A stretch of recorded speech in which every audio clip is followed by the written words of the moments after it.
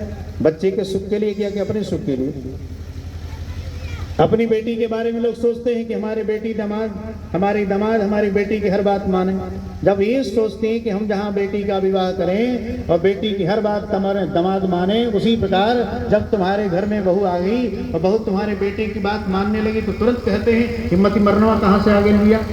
नहीं, जैसे तुम्हारे बेटी दामाद के प्रति व्यवहार है, वैसे ही बहू के प्रति अपने आप में बेटी का स्वभाव रखो और बहू को भी अपने आप के सास ससुर को माता पिता के समान आदर करना चाहिए। तब पुत्री पवित्र किए कुल दो, जैसे माता जानकी ने दोनों कुल खानदान को पवित्र कर दिया, उसी प्रकार ऐसी माताएं बने जो दोनों कुल खानदान को पवित्र कर दें। क्योंकि आप जहाँ विवाह करके गई हैं वही आपका ओरिजिनल घर है। जहाँ आपका पालन पोषण हो वो घर नहीं है।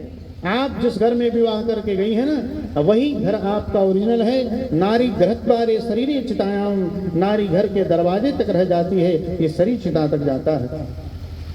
इसलिए दान धर्मान, राज धर्मान, मोक्ष धर्मान, विभाग स्त्री धर्मान, भक्त धर्मान, समास अभ्यास योगतः, इन धर्मों का उपदेश करके भगवान ने कहा विष्णु ने, हे भगवान हमारे चरणों के सामने खड़े हो जाओ और हमें चाबुकधारी कृष्णकारी चक्रधारी कृष्ण का दर्शन करना है।